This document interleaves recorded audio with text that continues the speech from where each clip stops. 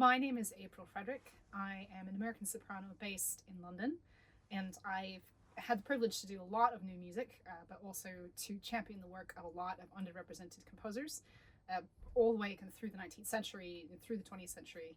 And so it's delightful to kind of be here to do the same for Grace Williams. I have to confess, I did not know Grace's work, and I did not know Missa Cambrensis at all. So I came to it with complete blank slate.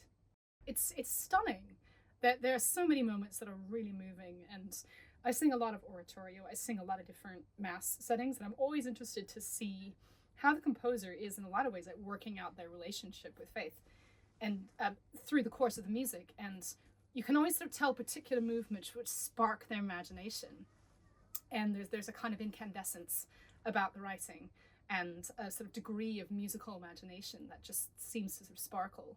And I think there are a lot of movements where I feel there are wonderful little touches. Like one of my favorites is bringing back the material of the Kyrie into the Dona Nobis Pacem.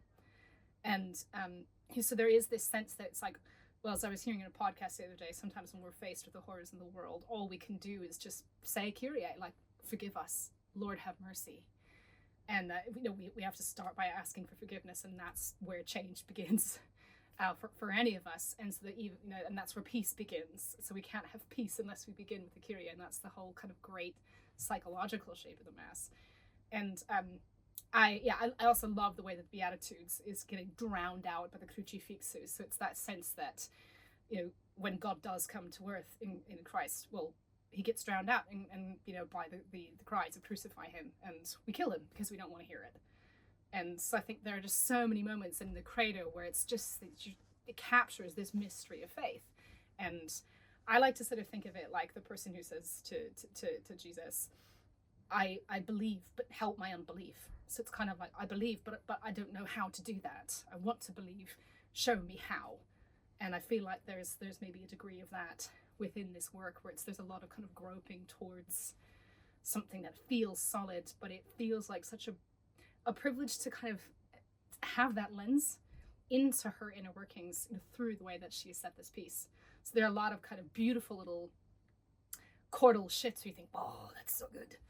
And it just captures that sense of awe and wonder. And it's almost kind of film score moments. And you think, yes, this is how faith ought to be. It ought to kind of have those moments of wonder. And that's, I think, something we're dying for as people. We need wonder. And so I just, like a kid in a candy store, when it comes to some of these moments. It's just wonderful. I don't speak Welsh, but I think I always love those moments when I hear texts that I know spoken in languages I don't, because it gives a sense that it's not just culturally specific. It's the sense that it's like it translates in every way.